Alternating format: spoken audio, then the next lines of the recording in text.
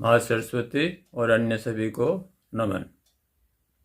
मेरे भाइयों, मेरी बहनों, आप सबको ये चिंता होती है, टेंशन होता है कि मैं पैसा तो बहुत कमा रहा हूँ, लेकिन पता ही नहीं चलता कि ये पैसा जा कहाँ रहा है, कहाँ खर्च हो जाता है। तो मैं आपको जो सुझाव दूंगा वे बड़े बड़े अर्थशास्त्रियों की मान्यताओं पर आधारित हैं, और मैंने भी इस परक्रम से, इस प्रोसेस से अपने खर्चों को करते हुए आश्चर्यजनक लाभ प्राप्त किए हैं। तो इस वीडियो को अंत तक सुनिएगा, आपकी सारी चिंता हवा हो जाएगी। तो देखिए, सबसे पहले आपने करना है कि आप अपने खर्चों को डायरी में प्रतिदिन लिखें, कितनी आपकी आमदनी हुई, कितना आपका खर्च हुआ। डेली लिखें और शाम को उसको रिव्यू करें, ये देखें कि जो मैंने पैसा खर्च किया है, क्या वास्तव में इस पैसे को इतना ही खर्च करना जरूरी था। दूसरा, आपने 3 कैटेगरी में अपने खर्चों को बांट देना है। 3 कैटेगरी में। पहला, आप 50%, सबसे पहले आप 20% सैलरी का ऐसे निकाल कर रख दें चुपचाप अलग, ये पैसा इन्वेस्ट किया जाएगा। दूसरा, 50% आवश्यकताओं पर खर्च करें। बहुत सारी आवश्यकताएं हैं फैमिली में, उन पर खर्च करें। तीसरा जो है, 30% पैसा अपने इच्छाओं पर खर्च करना है। हाँ, याद रखना है, याद रखें, हमेशा याद रखना है कि इच्छाओं पर अगर कुछ 30% में से भी बचाया जा सकता है तो अवश्य बचाइएगा, क्योंकि इच्छाओं का तो कभी अंत ही नहीं होता, ये तो अनंत होती हैं।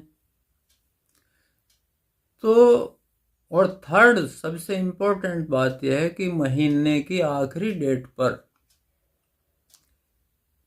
आप अपने पूरे महीने के खर्चों का और आमदनी का मूल्यांकन करें। ये देखें कि 50, 30, 20 जो रूल है वो फॉलो किया गया या नहीं किया गया। अगर नहीं किया गया तो अगले महीने सतर्क रहें।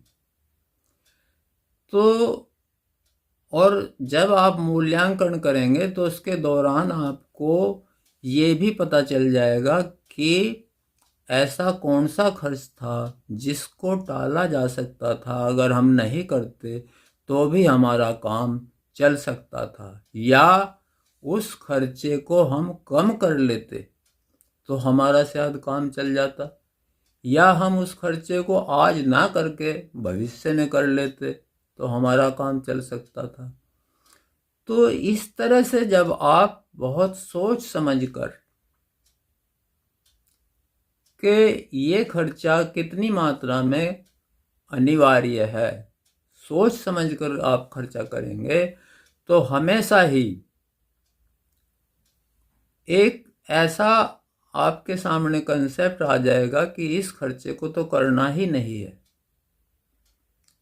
और इसका परिणाम ये होगा कि जब आप सोच समझकर खर्च करने की एक आपकी प्रवृत्ति बन जाएगी, आदत बन जाएगी, और जब आप सोच समझकर खर्च करेंगे तो ऑटोमेटिक आपके खर्चों पर कंट्रोल लग जाएगा।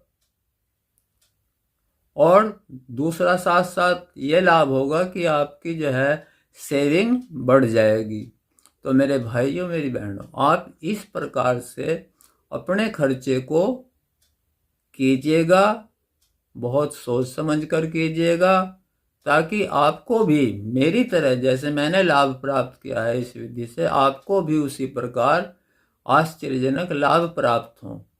किसी अन्य सेवा के लिए, वेल्थ क्रिएशन, या